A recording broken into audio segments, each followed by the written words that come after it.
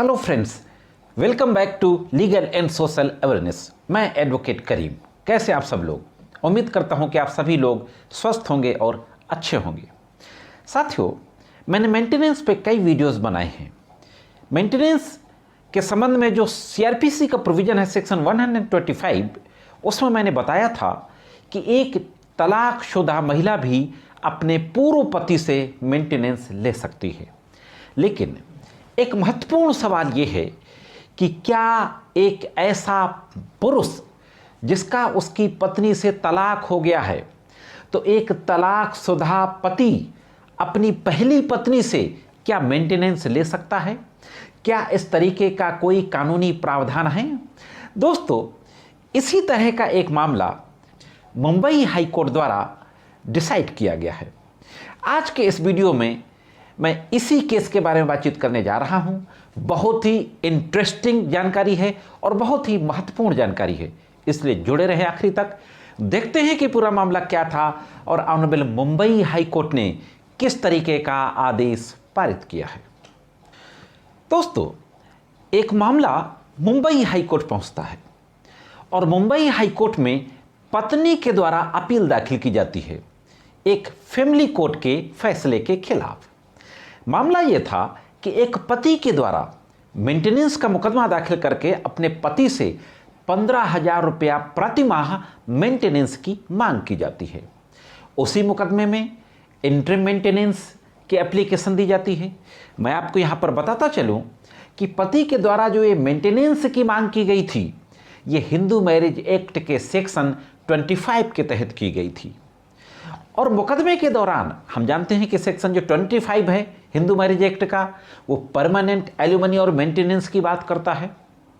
उसी मुकदमे में सेक्शन 24 के तहत मुकदमे की पेंडेंसी के दौरान, विचाराधीन रहने के दौरान इंटरिम मेंटेनेंस की बात की गई थी और कोर्ट के द्वारा 3,000 रुपया प्रतिमाह मेंटेनेंस बांध भी दिया गया था पति के लिए।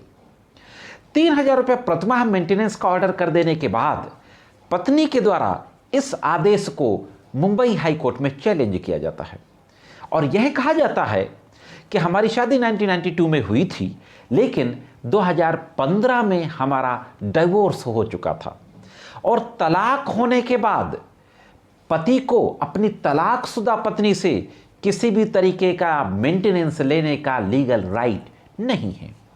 इस तरीके की दलीलें पति के एडवोकेट के द्वारा मुंबई हाई कोर्ट के समक्ष दी जाती हैं। यहां तक कहा जाता है पत्नी के यानी महिला के एडवोकेट के द्वारा कि यह न्याय का उपहास है, मजाक है ये न्याय का। और फैमिली कोर्ट ने जो 3,000 रुपये का आदेश पारित किया था, उस आदेश को निरस्त करने के लिए प्रेयर की जाती है। वहीं पर पति के द्वारा कहा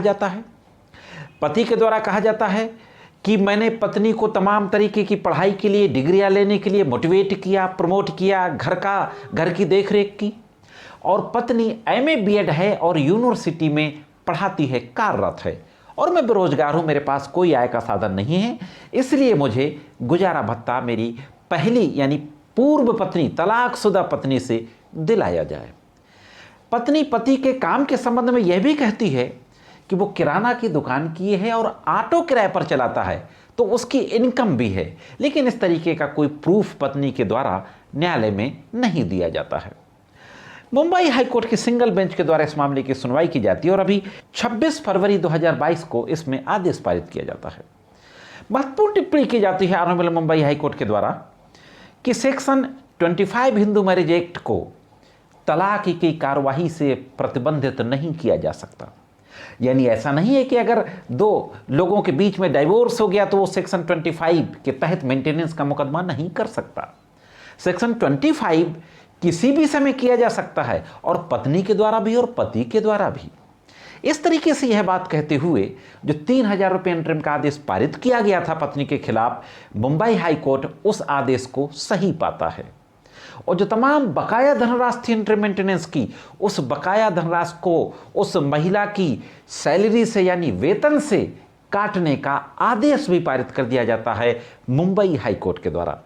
तो साथियों, जो सवाल था कि क्या एक पुरुष अपनी तलाकशुदा पत्नी से गुजारा भत्ता ले सकता है? तो उसका ये जवाब है, जिसको मुंबई हाई कोर्ट ने क्लियर कर दिया कि सेक्शन 25 हिंदू मैरिज एक्ट के तहत एक पुरुष अपनी तलाकशुदा पत्नी से गुजारा भत्ता ले सकता है। तो यह थी दोस्तों एक महत्वपूर्ण जानकारी। ये जानकारी कैसी लगी कमेंट्स करके ज़रूर बताएं। आज के वीडियो में सिर्फ इतना ही। मिलते हैं किसी अन्य वीडियो में।